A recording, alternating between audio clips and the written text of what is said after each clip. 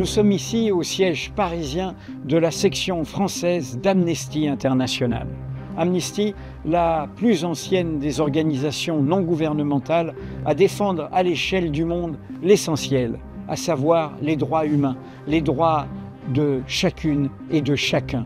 Nous en parlons avec sa secrétaire générale, Agnès Callamard, qui depuis 3 décennies est engagée contre toutes ces injustices, toutes ces dominations, toutes ces violences. Nous en parlons à l'heure où justement cet essentiel est en péril. Bienvenue à l'échappée.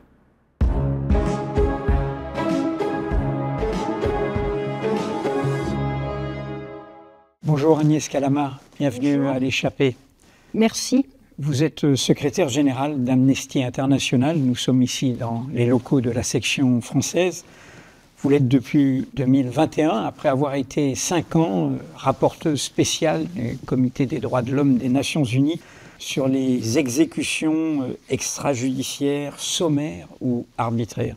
On va parler de tout cela, notamment à l'occasion de la parution de ce livre, Une enquêtrice à l'ONU, que vous avez fait avec Alexandre Duyck chez Flammarion. Mais je voudrais revenir sur des mots que vous avez prononcés il y a un peu plus d'1 an. Plus jamais. Plus jamais.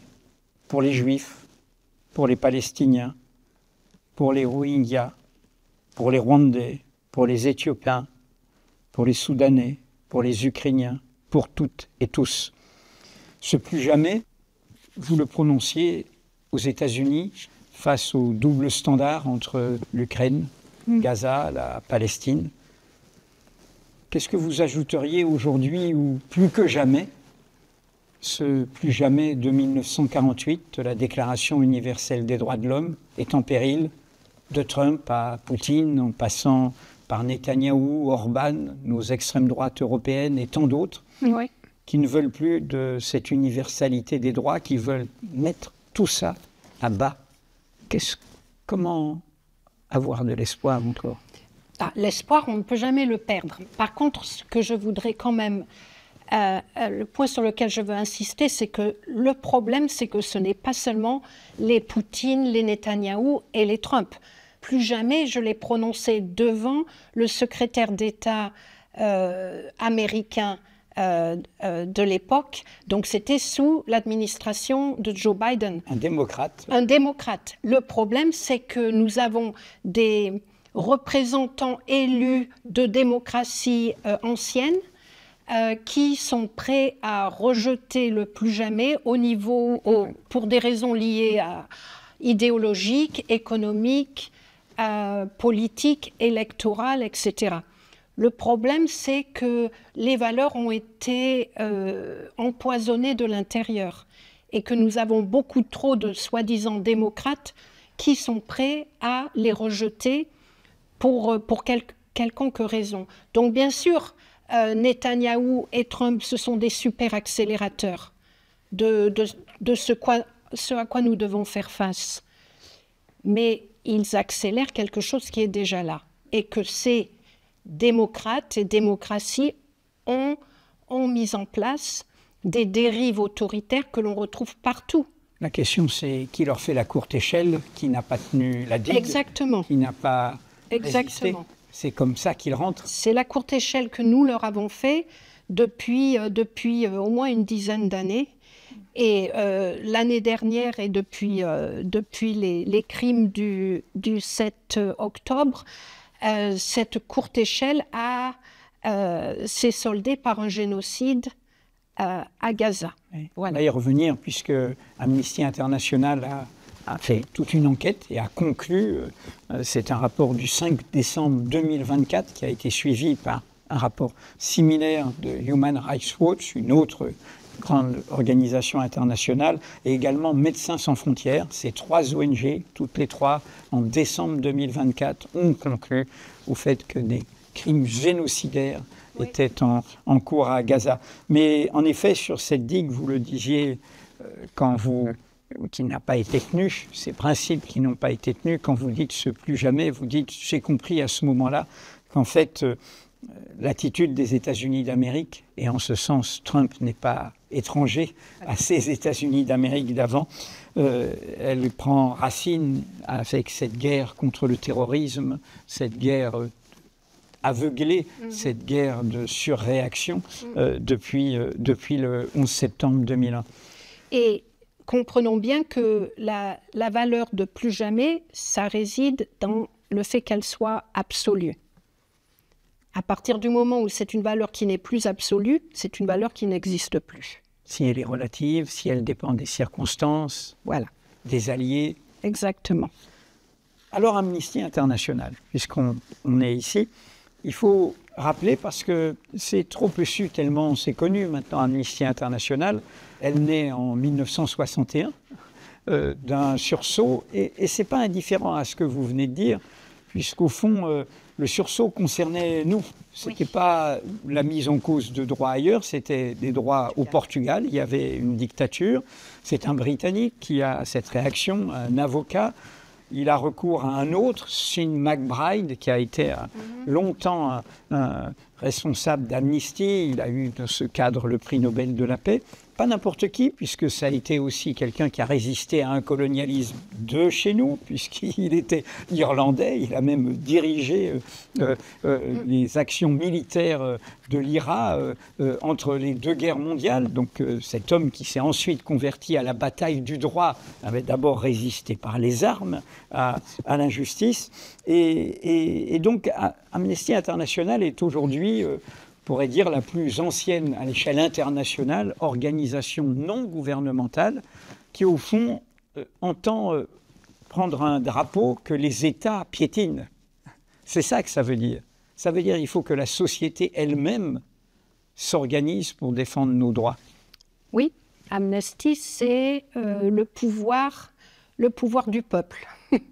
À la base, l'idée d'Amnesty, c'est que tout citoyen, tout être humain a les capacités, le pouvoir ou même la responsabilité d'agir pour d'autres ou pour soi-même d'ailleurs, dans le but de protéger les droits à travers le monde. À la base, Amnesty, c'est la solidarité internationale, c'est l'idée de s'accaparer le pouvoir que nous avons en tant qu'être humain ou en tant que citoyen et de mettre en œuvre des actions qui cherchent à protéger d'autres, que ce soit des migrants, des personnes LGBT, des Palestiniens, des Juifs, etc. Donc c'est ça Amnesty, c'est se protéger soi, c'est se protéger les autres et c'est créer une vision du monde qui soit qui est basée sur les principes de la Déclaration universelle des droits de l'homme qui a été adoptée en 1948. Et la différence, pourrait-on dire, avec une organisation politique, c'est qu'il n'y a rien de relatif, il n'y a rien de tactique, rien de circonstanciel. Il y a de la tactique quand même. Alors, oui, qu'est-ce qui ferait la différence par rapport à une organisation internationale? Il y a eu une époque où les organisations de gauche se réclamaient de l'internationalisme. Qu'est-ce qui fait la particularité d'une organisation c'est l'impartialité dans le monde d'aujourd'hui? Je dirais que c'est l'impartialité politique. Tout à l'heure, au départ, vous m'avez parlé de Donald Trump et moi, je vous ai cité Joe Biden. Vous pouvez me parler de Netanyahou. Moi, je peux vous citer le président français Macron. C'est à la base, je dirais, ce qui nous distingue, c'est le fait qu'il n'y a pas de parti pris politique, qu'il n'y a pas de parti pris pour un leader ou pour une idéologie. Le parti pris, c'est pour la protection des droits. Donc certaines idéologies, à certains moments, peuvent être des alliés dans la protection des droits et dans d'autres, non. Certains leaders peuvent être des alliés à certains moments et dans d'autres, non. Donc notre capacité de distinguer, pas sur la base des engagements politiques, mais sur la base des engagements en faveur des droits humains, c'est ça, je dirais, qui nous distingue de l'internationalisme socialiste ou libéral ou d'autres organisations politiques. Est-ce qu'il n'y a pas autre chose qui est au fond, la distance à l'égard des États. C'est-à-dire de considérer qu'on ne doit pas faire confiance, a priori, aux États, à ces grandes machineries étatiques qui souvent trahissent les principes dont elles se réclament. Je ne pense pas vraiment que ce soit une question de confiance. C'est plutôt, pour Amnesty, nous reconnaissons le rôle central, crucial, que l'État joue dans la protection des droits. En fait, toute l'architecture des droits humains est fondée sur la responsabilité des États en premier lieu, et ensuite la responsabilité des compagnies, des acteurs non étatiques, quels qu'ils soient, mais en particulier ceux qui ont beaucoup de pouvoir, et puis de l'individu.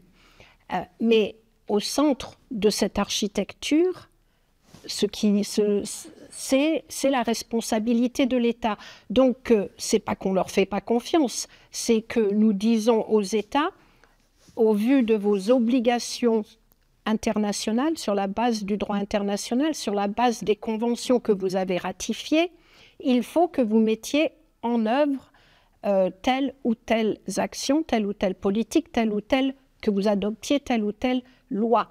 Donc, on ne leur fait pas confiance dans la mesure où s'ils ne le font pas ou s'ils le font mal, on sera prêt à le dénoncer, mais on leur fait confiance dans la mesure où sans eux, la conception de ce siècle, en tout cas du XXe siècle des droits humains, repose sur l'État. C'est bien pour ça d'ailleurs que nous sommes en pleine crise à l'heure actuelle, parce que peu d'États mettent en œuvre leurs obligations. Vous parlez de votre itinéraire dans ce livre, qui est une vraie échappée. On est dans l'échappée, cette grenobloise, et de ces montagnes alpines. Vous filez faire vos études aux États-Unis. Vous choisissez une université qui fut celle de Kamala Harris, la candidate démocrate aux États-Unis, c'est-à-dire avec notamment des Afro-Américains, ils sont majoritairement. Et vous faites un chemin dans la défense des droits humains. On viendra sur cette formulation, droits humains, par rapport à la langue française. Mais je me suis intéressé à une figure.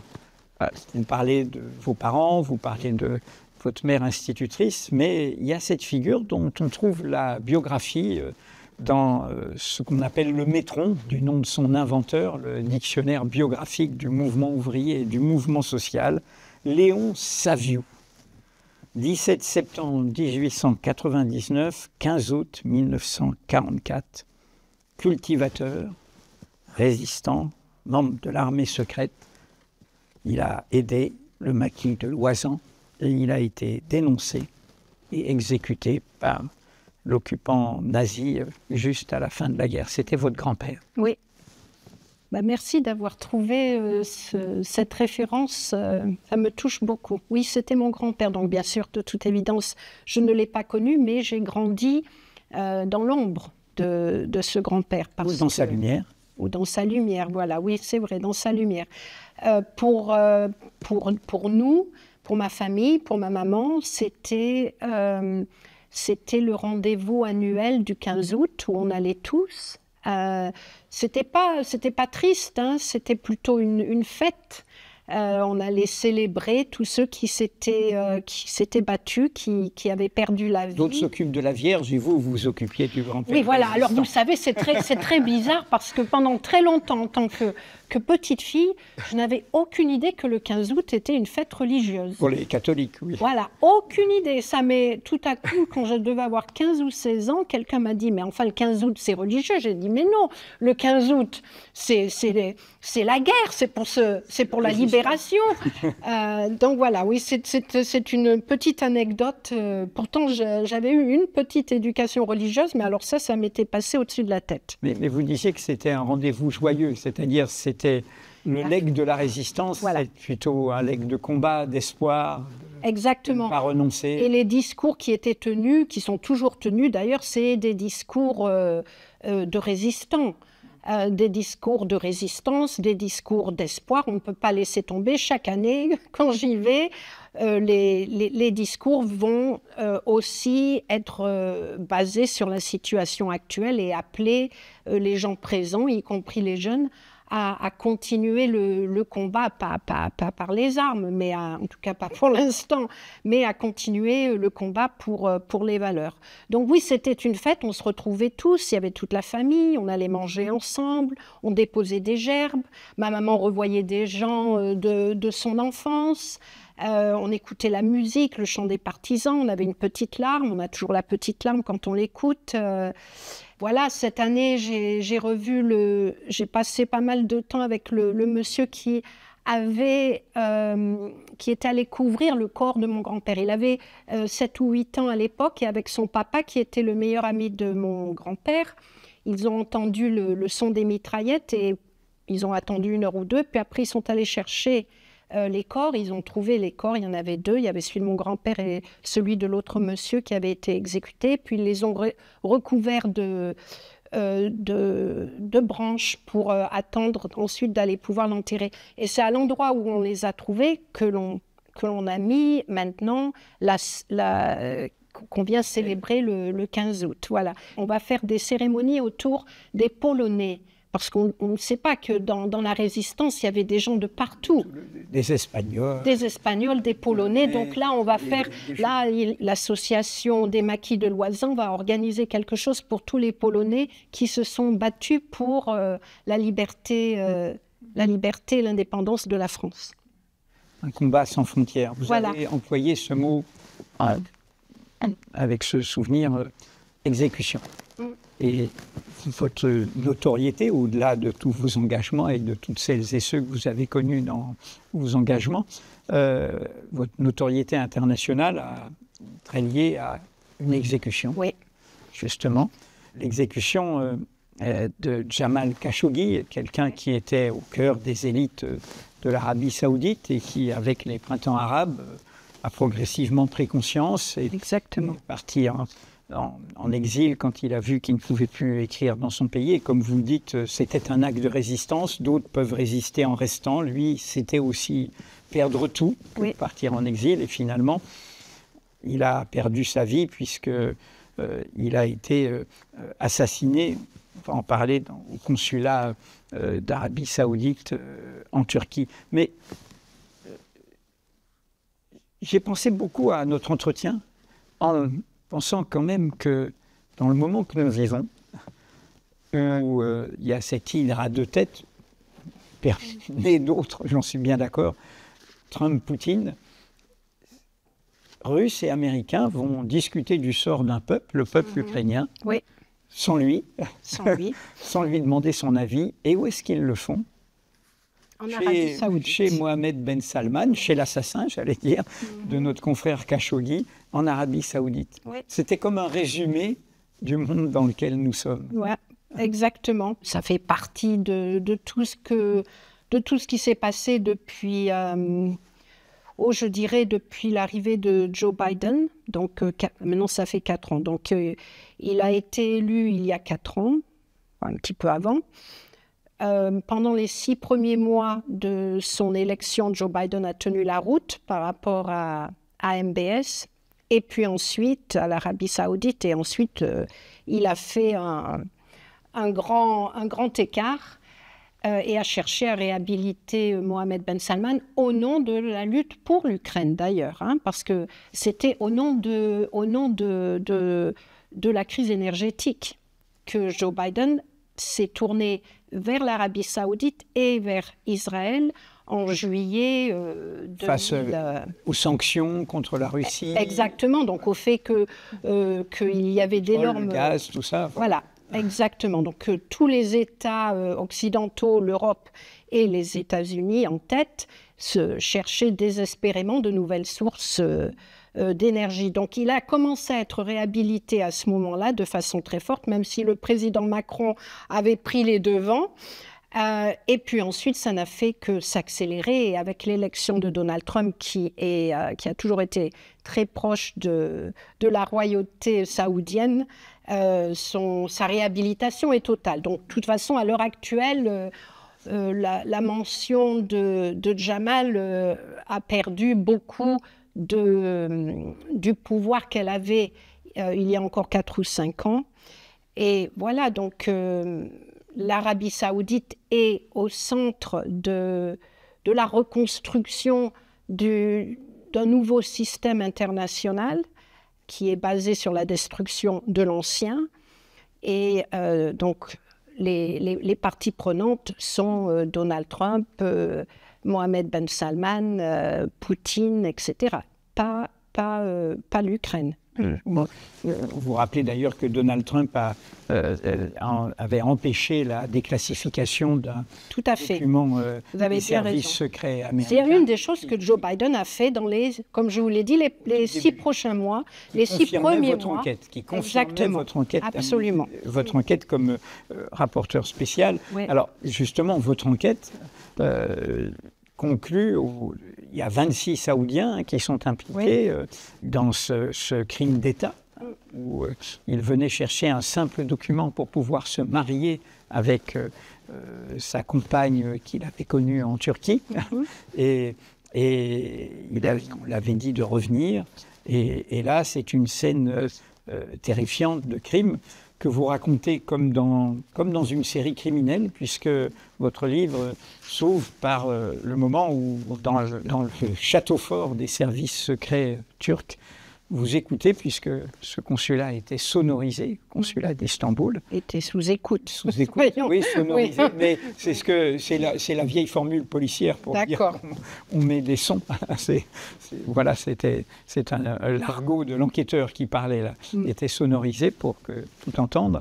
Et donc vous avez entendu, et il faut citer parce que c'est quand même, ce qu'on entend est terrible.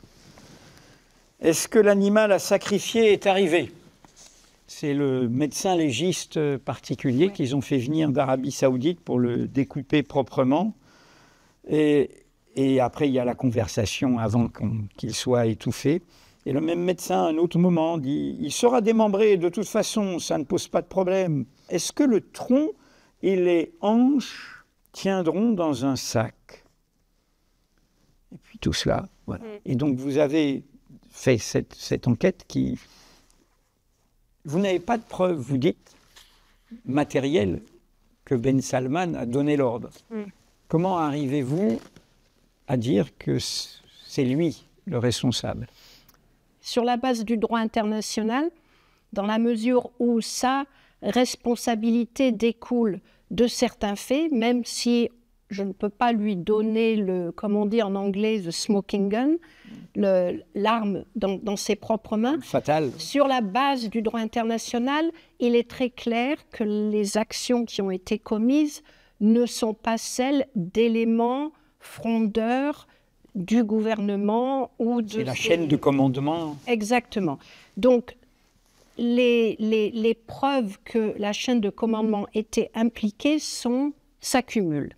Donc ça, c'est la première chose.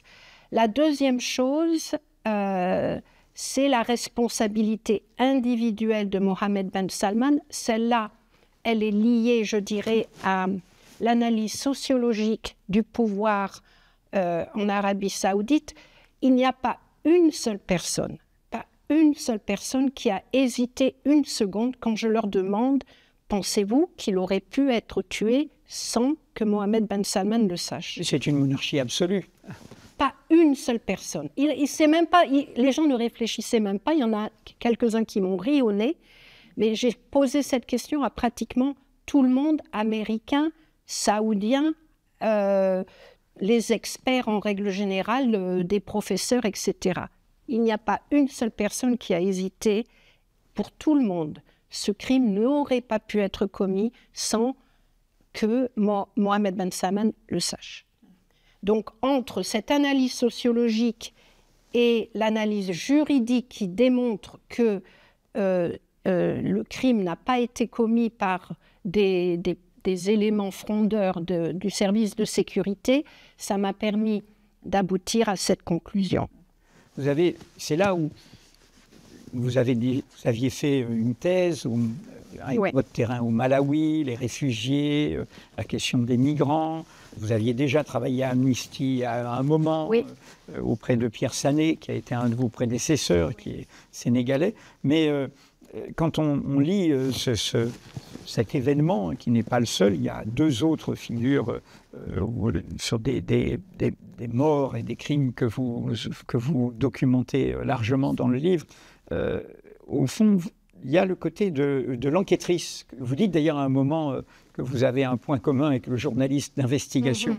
C'est-à-dire, ce que je voulais vous poser comme question, c'est comment on produit la vérité? C'est une question, je connais ma réponse en tant que journaliste, mais j'ai envie d'entendre la vôtre.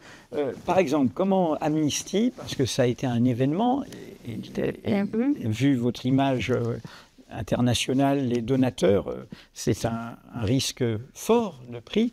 Comment Amnesty, le 5 décembre 2024, arrive à produire ce rapport qui dit oui, Israël commet un génocide contre les Palestiniens à Gaza. Vous n'êtes pas une instance juridique, vous n'êtes pas etc. Mais vous dites voilà, on le met sur la table, on le documente, des centaines de pages. Oui, c'est un génocide. Comment on produit cette vérité? On produit cette vérité de la même façon qu'on produit toutes les autres vérités dans nos rapports, sur la base d'analyse juridique. Donc déjà, il faut démonter le crime. À partir des faits, donc. Et sur la base des preuves. Donc, en ce qui concerne le génocide israélien à Gaza, nous avons passé beaucoup de temps à analyser ce qu'est le génocide au niveau du droit international, à relire et à revoir la jurisprudence, les études et analyses d'experts et de juristes à travers le monde, de jugements qui ont été faits soit sur le crime du génocide au niveau de l'État, soit sur le crime individuel. La différence avec un crime de guerre, on est bien d'accord, c'est qu'on tue des gens parce qu'ils sont de telle origine, de telle ethnie, de telle appartenance. Oui, on les tue de certaines façons. C'est pas forcément d'ailleurs de les supprimer physiquement. Oui, donc il y a 5. Les affamer, voilà. Ça peut être... Il y a 5 crimes génocidaires dans la Convention contre le génocide, mais l'aspect le plus fondamental, c'est l'intention génocidaire. C'est ça qui distingue le crime de génocide d'autres crimes. Il faut arriver à prouver l'intention génocidaire, et c'est ça qui est le plus compliqué. Qui est le plus compliqué au niveau de la jurisprudence et qui a été le plus compliqué pour nous.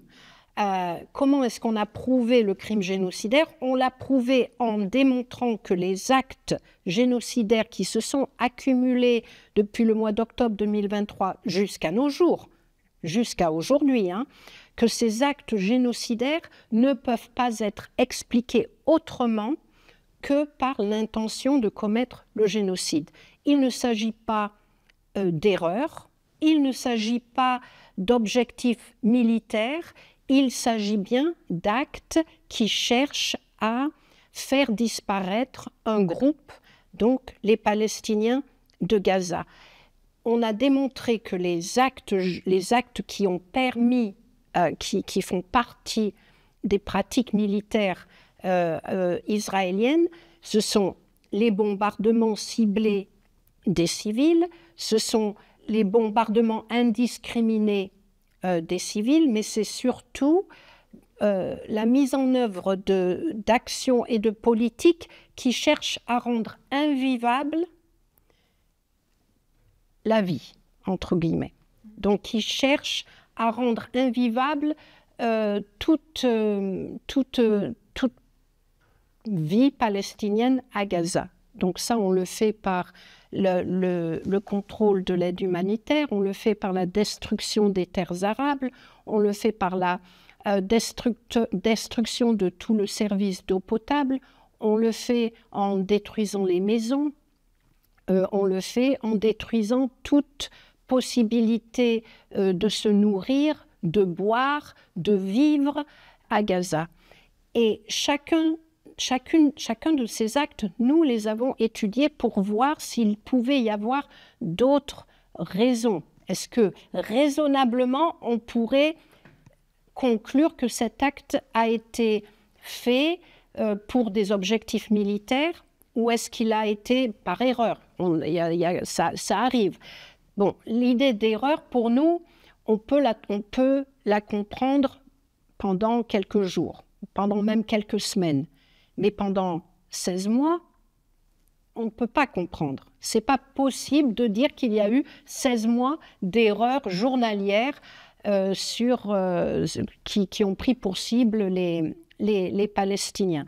En ce qui concerne les objectifs militaires, nous avons trouvé des actions qui avaient un objectif militaire et nous l'avons dit dans le rapport. Mais nous avons aussi mis en avant de nombreuses actions pour lesquelles il n'y avait aucune rationalité, qu'on ne pouvait pas expliquer par des objectifs militaires, soit parce qu'il n'y en avait pas, soit parce qu'ils étaient trop éloignés de la zone où les gens sont morts. Donc la conclusion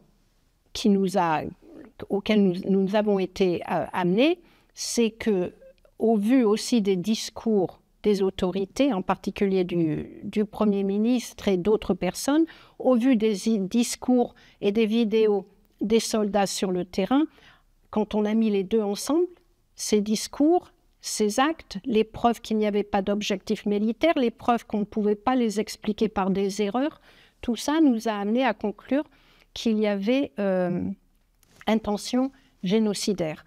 On nous a reproché d'avoir mal interprété la Cour pénale, la jurisprudence de la Cour pénale de justice.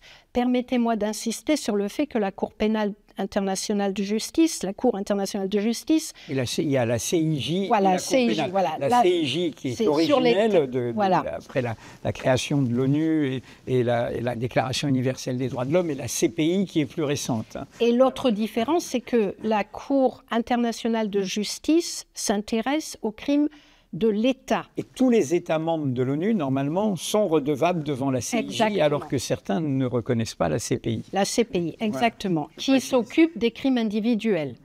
Donc, la Cour internationale de justice a signifié que pour que l'intention génocidaire soit prouvée, il faut que ce soit la conclusion la plus raisonnable des faits, entre the most reasonable inference en anglais, ok? Ça a été interprété par certains pour signifier que l'intention génocidaire doit être la seule intention. Et nous, ce que nous disons, c'est que ça ne peut pas être l'interprétation que l'on doit apporter à ce que dit la Cour internationale de justice. Parce que si on dit ça, l'implication, c'est qu'il ne peut pas y avoir de génocide dans une guerre. Parce que dans une guerre, il y aura toujours des objectifs militaires. Donc si on suggère que l'objectif génocidaire doit être le seul, l'implication, c'est qu'il ne peut pas y avoir de génocide dans une situation de guerre. Et nous rejetons complètement... Le génocide, ça accompagne toujours des mouvements. Ça peut accompagner une guerre. En tout cas, il n'y a pas une contradiction entre guerre et génocide. Donc, nous, ce que nous avons démontré dans ce rapport et sur lequel nous insistons auprès des juristes, c'est que l'intention génocidaire peut avoir lieu en même temps ou en parallèle avec une intention ou un objectif militaire. C'est absolument primordial de reconnaître cette possibilité. Comment, sans donner le rôle d'Amnesty, son image, quand on assume une telle décision de rendre public ce rapport, qui va peut-être provoquer des remous dans certaines sections, y compris dans des sections nationales, comment vous avez géré ça? Et comment vous gérez ça par rapport à ceux qui, évidemment, comme toujours, check and balance, disent « Et alors, et le 7 octobre, et les massacres du Hamas, avez-vous enquêté dessus et les civils enlevés, c'est des crimes de guerre, les enfants... » Des crimes et des critiques qui sont bien fondées. Donc, tout d'abord, en ce qui concerne les sections et Amnesty, je pense qu'il faut bien comprendre qu'il y a le travail d'Amnesty public, donc la production de ce rapport, et il y a derrière tout un travail en profondeur auprès des membres d'Amnesty. Donc en même temps que l'on publiait, que l'on recherchait ce rapport, on avait des réunions d'information et d'éducation dans toutes les langues dans lesquelles nous travaillons, auprès des membres et des sections d'Amnesty. Donc quand on a lancé le rapport au mois de décembre, on avait travaillé pendant au moins 4 mois avec toutes les sections pour répondre à toutes les questions, pour faire un travail d'éducation en profondeur sur ce que l'on trouvait et sur ce qu'elles devaient savoir afin de lancer le rapport. Parce que moi, je lance le rapport, mais ensuite, les 72 sections d'Amnesty à travers le monde vont lancer ce rapport. C'est vraiment Israël. Exactement, c'est un travail, c'est comme je l'ai dit, c'est le pouvoir des gens, Amnesty. C'est pas mon pouvoir. C'est la beauté d'Amnesty, c'est l'engagement collectif. Donc, je veux bien insister là-dessus, c'est que quand on devient membre d'Amnesty, on est éduqué aussi, même sur des thématiques extrêmement difficiles. Donc, ça a permis à nos collègues, que ce soit au Mexique, que ce soit aux États-Unis, que ce soit en Norvège, partout, d'aller au-delà des médias et de répondre aux critiques. C'est ça le pouvoir d'Amnesty. La deuxième chose, c'est qu'en effet, les crimes commis par Hamas le 7 octobre sont des crimes odieux, qu'il s'agit de crimes contre l'humanité, ça ne fait aucun doute. Nous les avons dénoncés. Nous avons aussi dénoncé régulièrement le fait qu'il y ait eu la détention d'otages. Nous avons demandé la libération inconditionnelle de ces otages à de nombreuses occasions. Nous insistons et continuons d'ailleurs d'insister sur le fait qu'un cessez-le-feu, c'est très bien, mais que la libération inconditionnelle des otages ne doit pas être liée au cessez-le-feu, parce qu'il s'agit d'un crime de guerre. Donc, nous sommes clairs là-dessus. Nous sommes très clairs là-dessus. Un crime ne saurait jamais en légitimer un autre et inversement. Non, donc ça, permettez-moi de rajouter d'ailleurs que Israël avance le fait que leur bataille, le conflit est légitime parce que c'est une question de défense nationale. Je suis désolée, la défense nationale, même il y en a certains d'ailleurs qui la questionnent, mais la défense nationale, la sécurité nationale ne peut pas justifier un génocide. C'est tellement clair pour moi. C'est tellement clair qu'on ne peut pas justifier un génocide ou des crimes contre l'humanité, ou des crimes de guerre d'ailleurs, au nom de la défense nationale. Pas plus qu'on ne peut justifier une guerre contre l'oppresseur ou contre le colonialisme ou contre quoi que ce soit de cette nature par des crimes de guerre ou des crimes contre l'humanité. Nous, notre position, elle est claire. Elle est pas, certains vont la trouver ahistorique. Elle est basée sur le droit international. Donc, au nom du droit international, nous disons que les crimes commis par Israël, c'est répréhensible, ça constitue, selon nous, un génocide. Le crime commis par Hamas, ça, c'est aussi des crimes répréhensifs et des crimes contre l'humanité. De fait, depuis votre rapport, hélas, les choses non seulement se sont accélérées, mais même les prétextes sont tombés, puisque exactement. M. Trump a donné le feu vert à un nettoyage ethnique avec la Riviera et la Côte d'Azur, et de fait, l'armée israélienne a accéléré au point de... Moi, c'est horrible, mais ce que j'espère, c'est que les gens qui, en 2024, n'étaient pas persuadés de ce qui était en train de se passer, que les événements des dernières semaines leur ouvrent les yeux sur la réalité des intentions d'Israël. Les exécutions de soignants. Les exécutions de soignants, tous ces enfants qui sont exécutés.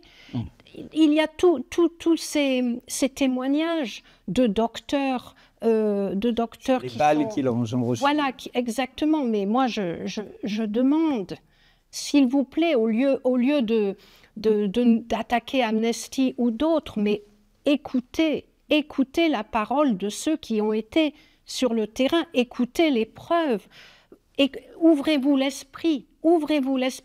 Ce qui se passe, c'est absolument atroce et ça remet tout en question. Ça nous détruit, nous.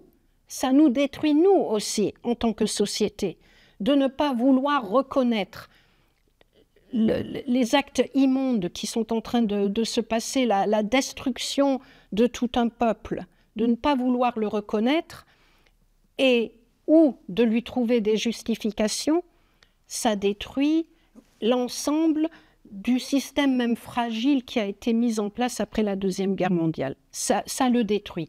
Et une fois que tout sera détruit, on va se retrouver avec quoi? Avec des Donald Trump, avec des Poutine, avec des Netanyahou, avec les armes, la force des armes, c'est tout, et les intérêts économiques des Elon Musk et des Big Tech. Voilà. On en revient à ceux qui font la courte échelle, car aujourd'hui, le but est clair. Ils veulent effacer 1948, ils veulent effacer le principe de droits humains fondamentaux, et ils veulent effacer l'idée que aucune fin prétendue civilisée ne justifie des moyens barbares. Ce sont les moyens qui déterminent les fins.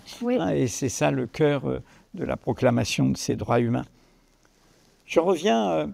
parce que, au fond, là, nous parlions du sort d'un peuple, et en même temps, dans votre livre, vous racontez, j'ai commencé avec Jamal Khashoggi, vous parlez de ce que vous avez fait pour Alexei Navalny, quand il a été empoisonné au Novichok, et puis finalement, il a été sauvé, et finalement, habité par son combat, il est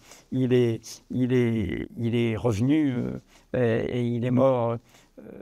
emprisonné par le régime de Poutine. Vous parlez aussi d'un autre cas de figure qui est volontairement troublant, qui est cet autre criminel étatique, Qassem Soleimani, qui a été un grand général du point de vue iranien des gardiens de la Révolution, et qui a été tué par un tir de drone autorisé par Trump sur une base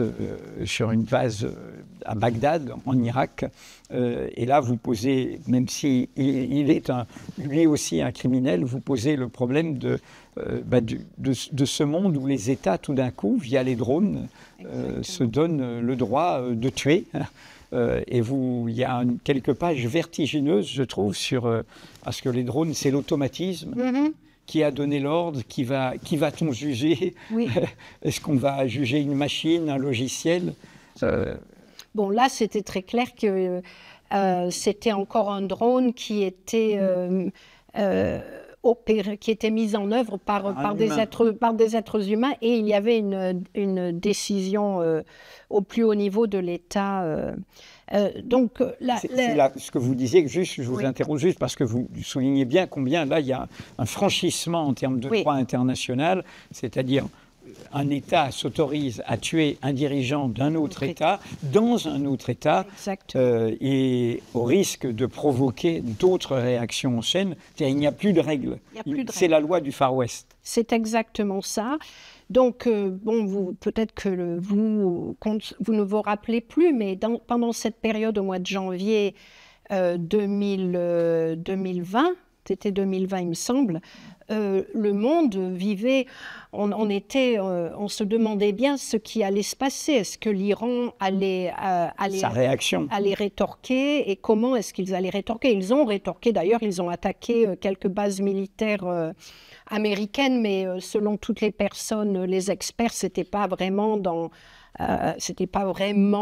afin d'ouvrir un nouveau combat. L'opérateur de la défense aérienne, lui, a rétorqué, c'est un avion. Et voilà. Et là, il y a quand même eu, bien sûr, donc pour moi, ces civils iraniens, mais pas tous. Canadiens, ukrainiens d'ailleurs.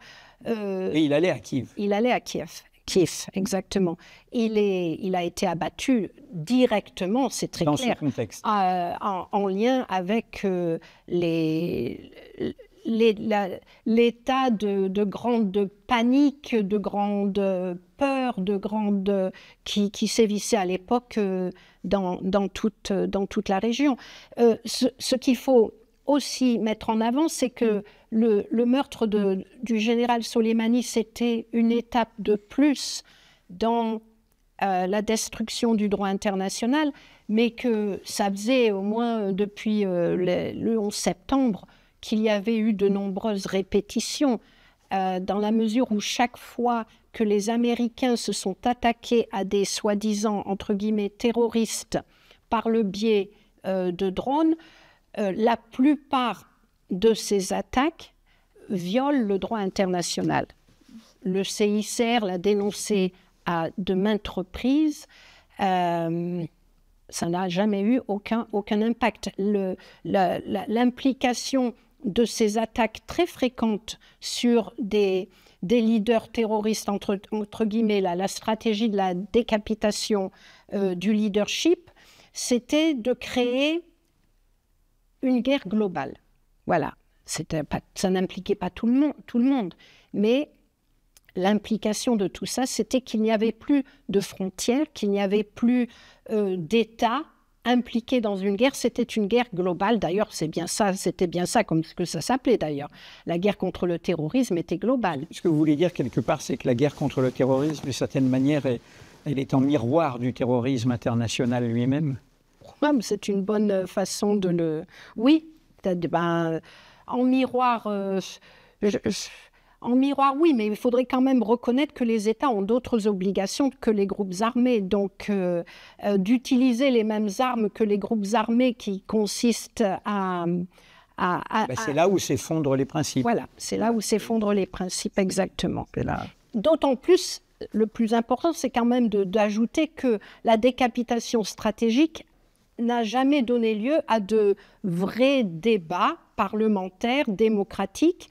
Est-ce que ça sert ? Ça sert pendant combien de temps ? Quels sont les aboutissants de ces décapitations, entre guillemets, qui tuent beaucoup de civils, chaque fois d'ailleurs, hein.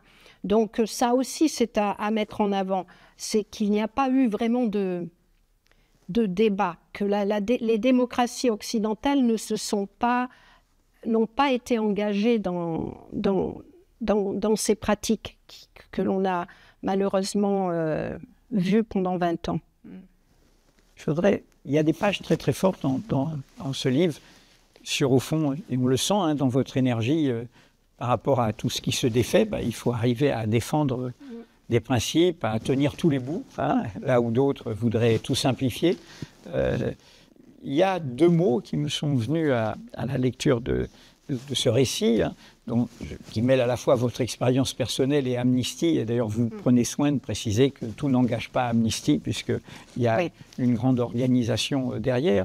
Et il y a votre propre itinéraire, qui a plein d'étapes, y compris la question de la liberté de la presse, avec Article 19, une petite ONG trop méconnue, hein, qui défend cette question du droit de la presse. Et du coup, Khashoggi est un bon exemple. Et les 2 mots qui me sont venus, c'est douleur et rigueur.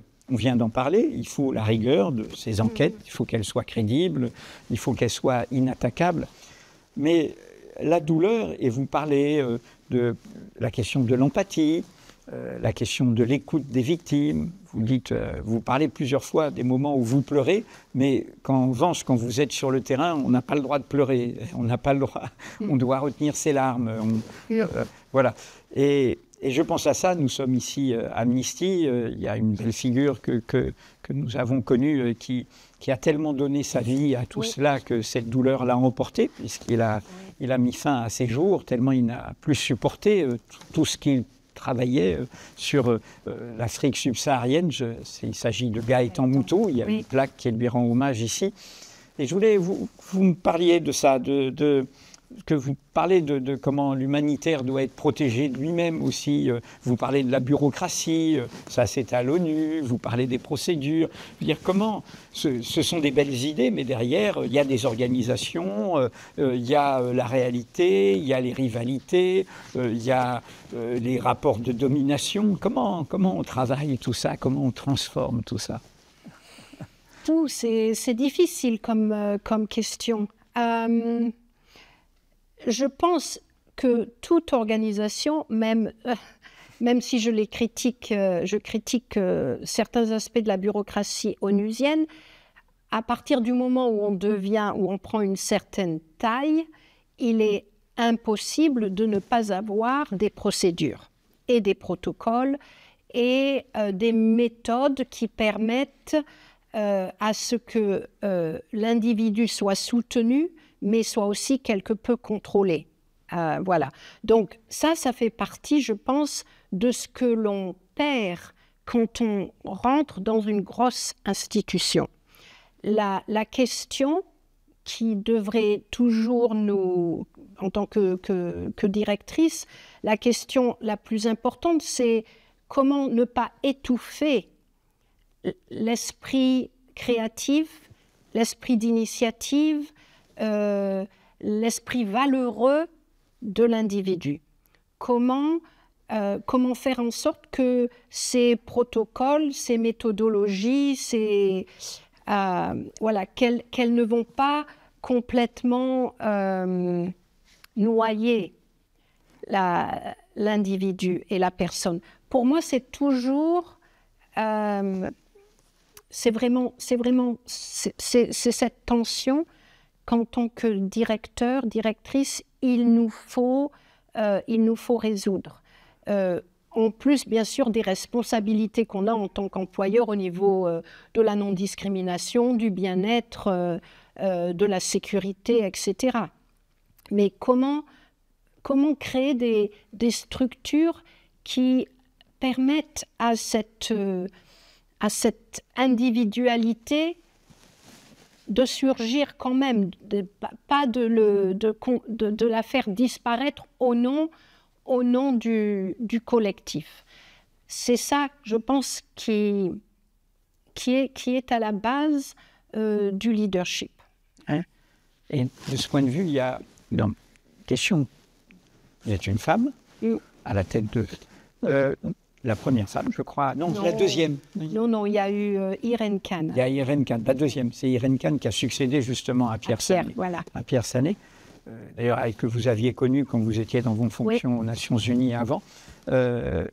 Et non seulement vous racontez, évidemment, comme dans tout notre univers, nous sommes à l'heure de MeToo et de la prise de conscience sur les violences sexistes et sexuelles, comment vous-même, vous avez dû apprendre à vous dire que c'était pas ordinaire de recevoir un mail tout à fait misogyne ou dont vous ne donnez pas les détails. C'est une collègue qui vous dit mais on ne doit pas laisser passer ça et vous l'avez fait. Mais surtout, et là je ne le savais pas, vous racontez comment il a fallu bousculer Amnesty sur le fait que le viol pouvait être une arme de guerre. C'était pas tellement bousculer Amnesty, encore qu'un petit peu à l'interne, c'était surtout bousculer tous les juristes et les experts en droit à l'époque. C'était intime, donc ce n'était pas un acte de guerre. Voilà, exactement. Mais ça a perduré pendant très longtemps. C'est qu'on a les jeunes générations, et même les vieilles d'ailleurs, ont oublié que pendant des décennies, le viol n'a jamais été considéré comme un acte de torture. Parce que ça tombait dans l'intimité, parce que la personne soi-disant qui violait recherchait du plaisir. Donc, de la même manière que ça a mis tant de temps à être criminalisé. Exactement. Donc c'était mis sur voilà, comme si c'était la chambre à coucher, on n'y touche pas. Exactement. Donc au niveau des Nations Unies, tout comme au niveau des organisations non gouvernementales des droits de l'homme, il a fallu attendre le début du XXIe siècle pour que soit acceptée l'idée que le viol peut constituer un acte de torture et bien sûr constitue un acte de guerre. Ça démontre bien quand même d'abord que le combat contre le sexisme, y compris dans notre milieu, est un combat assez récent. Maintenant, on a des ailes, maintenant, on surfe là-dessus. Mais moi, quand j'ai commencé, donc c'était juste dans le cadre de la conférence de... Oui, ça fait 28 années de combat. Donc voilà, la conférence de Pékin sur les droits des femmes. 3 décennies. Voilà. Donc en 1985, en 1995, il n'était absolument pas accepté que le viol était un acte de torture. Et je me suis battue. tout comme je pense que vous allez peut-être le mentionner, l'idée de changer l'expression droits de l'homme en droits humains, mais alors ça, c'était un crime de lèse-majesté en France. Alors j'allais vous en parler parce que vous racontez, on va leur envoyer un petit message quand même, puisque le débat interne continue chez eux. Ah bon, je mentionne pas qui c'est quand même. Non, pas la personne, je parle de l'organisation, c'est-à-dire que vous dites qu'il y a ce phénomène tout à fait français, où enfin on est passé à l'idée dans toutes sortes de langues pour dire qu'il ne s'agit pas des droits de l'homme. Alors vous précisez bien que quand on vous oblige à écrire droits de l'homme, vous mettez bien une majuscule, voilà. Mais vous êtes passé à droits humains, human rights, et vous avez rencontré la Ligue des droits de l'homme française en délégation, et là, vous vous êtes heurté à un mur masculin qui s'est mis en colère, comme si, au fond, voilà, vous remettiez en cause l'universel, et l'universel, c'était la Ligue des droits de l'homme. C'est à peu près ça. Donc, tout d'abord, le fait que Amnesty ait adopté l'expression droits humains en 1998, c'est beaucoup grâce, le travail que j'avais fait, mais grâce à Pierre Sané, mon patron sénégalais. Et lui-même francophone. Et lui-même francophone, qui a dit on y va. Donc là aussi, beaucoup de travail à l'interne à Amnesty, surtout auprès des francophones, pour faire adopter en Assemblée générale l'idée que nous passions de droits de l'homme à droits humains et d'un langage assez sexiste, en tout cas sexo-spécifique, comme on disait à l'époque, à quelque chose de beaucoup plus universaliste. Donc voilà. En France, quand j'ai fait ma petite tournée pour présenter notre rapport, alors là, c'est pas du tout, comme vous le dites, ça a très mal, ça s'est très mal passé. Et j'ai été quand même choquée de la virulence. Vous dites qu'il y a quelqu'un qui presque vous a envoyé votre rapport à la figure. De la virulence. C'était même physique, presque. Voilà, exactement. C'était vraiment pour les personnes que j'ai rencontrées en France, ce que je faisais, c'était un crime. C'est l'impression que j'ai eue. C'était de les attaquer, c'était d'attaquer l'idée même de la France aussi. C'était aussi d'attaquer l'idée même de la France. C'est pas pour rien qu'à l'heure actuelle, il y a un seul pays au niveau des Nations Unies qui s'entête à ne pas vouloir que l'expression droits humains soit adoptée par les Nations Unies. C'est la France qui s'y oppose. Partout. La Belgique, le français est une des langues des Nations Unies, et donc on ne doit pas dire droits humains, on doit dire droits de l'homme. La Belgique se moque de nous, d'ailleurs, quand ils en ont envie. Le Canada, ça fait belle lurette. Les pays africains, ça fait longtemps que c'est entré dans la plupart des mœurs des ONG ou même des gouvernements africains. Non, il n'y a vraiment que la France qui n'arrive pas à accepter l'expression droits humains. Ça m'amène à une question, on approche de la fin. Vous êtes une figure assez rare dans notre paysage, j'allais dire totalement internationaliste, pour reprendre ce langage, c'est-à-dire que vous avez fait un terrain multiforme, indépendamment de vos fonctions, de pays, de circonstances, de contextes, de questions. Comment vous regardez votre pays de naissance, Il y a le hasard de la naissance, mais nous sommes citoyennes et citoyens du monde, d'une humanité commune. Nous sommes à l'heure de toute cette offensive des extrêmes droites et des adversaires des droits universels, des tenants de l'inégalité naturelle. Comment vous regardez, depuis le vaste monde, votre pays de naissance? C'est multiple. Il y a des organisations et des individus et des médias en France qui sont extraordinaires. Le travail qui est fait sur les migrants, sur les droits humains en général, sur les droits des femmes, des personnes extraordinaires qui m'inspirent beaucoup. Médecins sans frontières, Médecins du monde, Action contre la faim, donc toutes ces organisations humanitaires. la Ligue des droits de l'homme, la Fédération internationale des droits de l'homme. La CIMAD. Exactement, tout ça, mais il y a une. Vous parlez de la société, là. Là, je parle de la société. Il y a une énergie au niveau de la société française, de la société civile française, qui est qu'on retrouve dans peu d'endroits. Une prise de conscience, une envie de se battre, une jeunesse qui est quand même bien impliquée dans les thématiques de notre siècle. Et à côté de ça, il y a une classe intellectuelle qui est extrêmement décevante en règle générale, je ne dis pas tout le monde, hein, et une classe politique qui est au-delà de la déception. Donc, il y a vraiment un vaste... Comme des gaps, un fossé. Un vaste fossé entre ce que les artistes, les personnes engagées,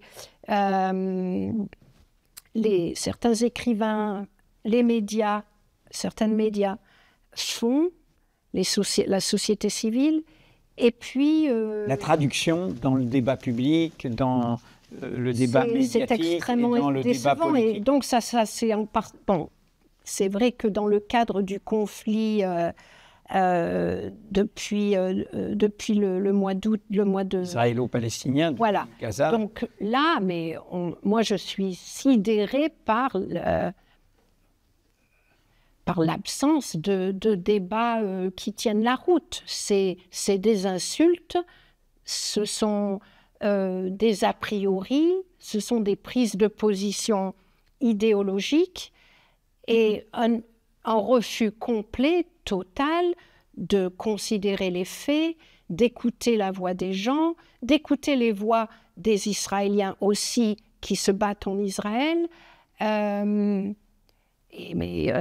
Voilà, le gouvernement essaye de ménager la chèvre et le chou, donc on ne sait plus trop où il est.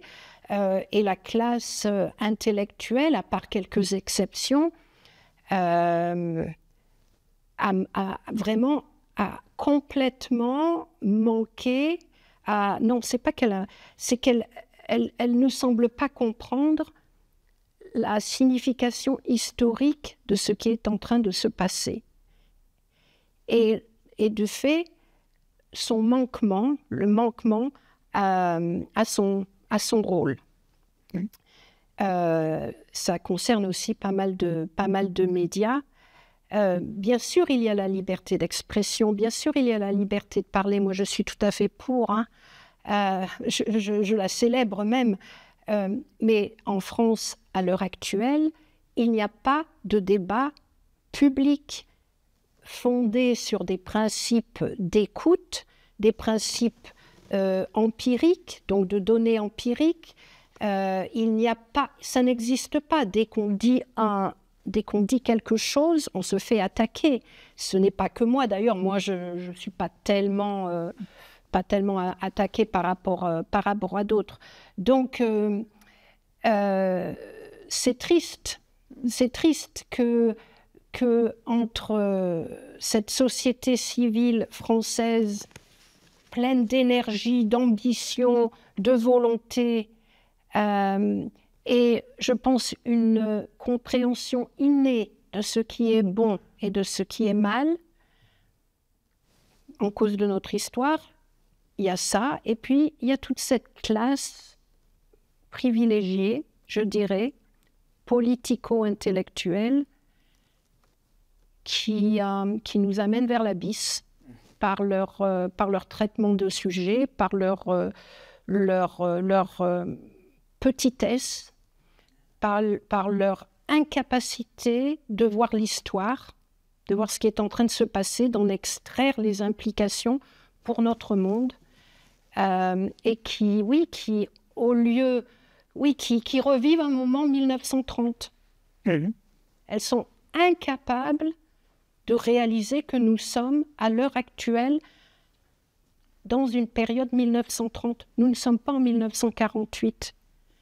Et par leurs propos, par leur manque de courage. Elle dévale l'escalier, il n'y a que la première marche. Elle nous amène vers... Il n'y a que la première marche qui coûte. Voilà. C'est ça qui me choque. C'est de ne pas comprendre la signification historique de ce que nous vivons au niveau international et particulièrement au niveau européen. Par exemple, quand on voit la prise de conscience par rapport à l'Ukraine, c'est formidable. Cette prise de conscience, moi, je l'apprécie énormément. On ne peut pas laisser un État qui se bat depuis 2022, on ne va pas le laisser tomber parce que l'occupant de la Maison-Blanche ne veut plus y apporter un soutien. Ce sont des gens extrêmement courageux. Nous avons une section en Ukraine. Voilà, chapeau, quoi. C'est extraordinaire ce qu'ils font, extraordinaire. Mais on ne va pas se battre pour eux qu'en faisant fonctionner l'industrie de l'armement. Il faut aussi qu'on se batte avec des valeurs. Pourquoi est-ce qu'on se bat? On se bat pour la liberté, on se bat pour la protection des droits, on se bat contre les agressions, on se bat contre les colonialismes. Ça, ce sont des mots, des principes qu'on n'entend pas au niveau de cette classe politique et intellectuelle. Et donc, c'est un combat qui, pour moi, va perdre son sens. C'est un combat d'autant plus qui est prononcé en même temps que l'on détourne la tête de ce qu'il se passe à Gaza. Donc, moi qui travaille à l'international, je peux vous dire que quand je voyage en Afrique, en Asie, où j'étais il n'y a pas longtemps, ou en Amérique latine, quand je parle de la prise de conscience par rapport à l'Ukraine, que l'Ukraine, ce n'est pas un problème européen, c'est un problème international, les gens me rient au nez. Pourquoi? En raison des deux poids, deux mesures de ceux qui apportent un soutien à l'Ukraine. Et voilà, je trouve affligeant et aberrant que nos responsables politiques ou intellectuels ne réalisent pas que leur silence ou que leur approche tronquée, petite, que la manque d'ambition sur le monde que l'on veut créer, sur les valeurs, la liberté, l'indépendance, c'est ça qui doit nous porter. Ça doit nous porter pour l'Ukraine comme ça doit nous porter pour Gaza. Alors d'un mal un bien, là où croit le péril, croit aussi parfois ce qui sauve. Ils ont peut-être remarqué que quand il y a eu cette résolution aux Nations Unies, à son Assemblée Générale de soutien avec l'Ukraine, la Russie a évidemment voté contre, ainsi que ses alliés, mais parmi ses nouveaux alliés, l'hydre à deux têtes, les États-Unis de Trump, et aussi l'État d'Israël a voté contre la solidarité avec l'Ukraine, démonstration que tout soutien inconditionnel à la guerre de Netanyahou, c'était un cadeau à Vladimir Poutine. Exactement. Et ça c'est quelque chose que l'on n'entend pas assez en France. C'est quelque chose que la classe politique et intellectuelle se refuse à prononcer. Pas toutes. Nous sommes là. Vous êtes là. Voilà. Mais vous voyez, vous comprenez ce que je veux dire. Vous savez bien, vous en êtes aux premières lignes. Mais comme vous dites en première ligne, on va terminer par ça, parce que vous dites, voilà, nous serons mis à l'épreuve. On est mis à l'épreuve. Hein, nous sommes mis à l'épreuve. La force de notre réponse dépendra de notre clarté morale, de notre lucidité. Voilà. Merci, mais je voudrais terminer en évoquant quelque chose qui m'a beaucoup touché, parce que vous me parlez de la Ligue des droits de l'homme et tous ces combats pour les droits humains. Très souvent, on a parlé du sort de peuple, mais très souvent, vous êtes amené à prendre le cas d'une personne, et derrière le sort d'une personne, on a parlé de Navalny, opposant russe, on a parlé de Khashoggi, opposant saoudien, puis on pourrait prendre d'autres exemples. Le cas d'une personne, et c'est historiquement l'histoire française de l'affaire Dreyfus, l'injustice faite à un seul met en péril les droits de tous. Oui. Et là, il y a quelque chose qui je trouvais ça très fort. Nous avons besoin de héros, certes, écrivez-vous, mais les martyrs, on devrait pouvoir s'en passer. tout faire pour éviter que les héros deviennent des martyrs, c'est fondamental. Oui, c'est ce que je dis beaucoup à l'heure actuelle quand je rencontre tous ces jeunes qui cherchent à donner un sens à ce qui se passe, qui veulent se battre. Et moi, je leur recommande, je leur demande de s'organiser collectivement, de se préparer, de planifier et de ne pas jouer au héros sans avoir bien réfléchi à comment ils allaient se protéger après. J'ai vu, pendant mes 28 ans de carrière, comme vous l'avez signalé, j'ai trop d'amis qui sont rentrés au pays, entre guillemets, au Bahreïn, par exemple, après le soulèvement. Voilà, donc tous mes amis qui sont rentrés, qui sont encore en prison, torturés à l'heure actuelle. Et puis, bien sûr, il y a Alexei qui est rentré. C'était évident qu'il allait se faire arrêter, mais il avait il était animé par son amour. Vallier était habité. Ah oui, il était habité par quelque chose. Je ne sais pas si on aurait pu le retenir. Mais voilà, pour moi, Alexei, c'est un très bon exemple de quelqu'un qui aurait pu continuer d'être un héros en dehors de la Russie, qui aurait pu galvaniser les gens, pas seulement les Russes. Il en avait la capacité. Et beaucoup d'autres qui sont morts, que j'ai eu le grand honneur de rencontrer. Et donc, moi, vraiment, les martyrs, j'en veux plus. Donc, je suis allée en Tunisie il n'y a pas longtemps et j'ai rencontré des gens de la société civile et des syndicats qui m'ont dit, parce que bien sûr la Tunisie malheureusement a fait une contre-révolution, c'est horrible ce qui se passe et on n'en parle pas assez. Et j'ai ces gens qui m'ont dit, mais on ne se fait pas d'illusions, nous allons devoir être des martyrs. Voilà, et moi ça m'a vraiment effrayée. Mais je sais qu'ils ont raison, à la base ils ont raison, parce que la bataille va être énorme.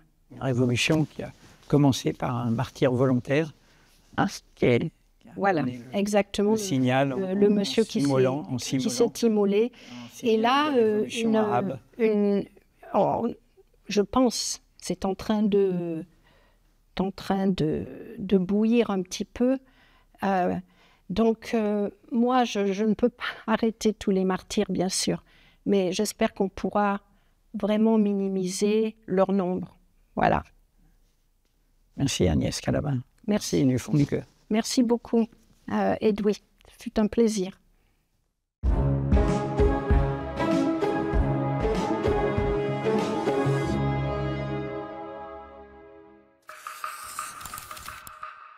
Mediapart.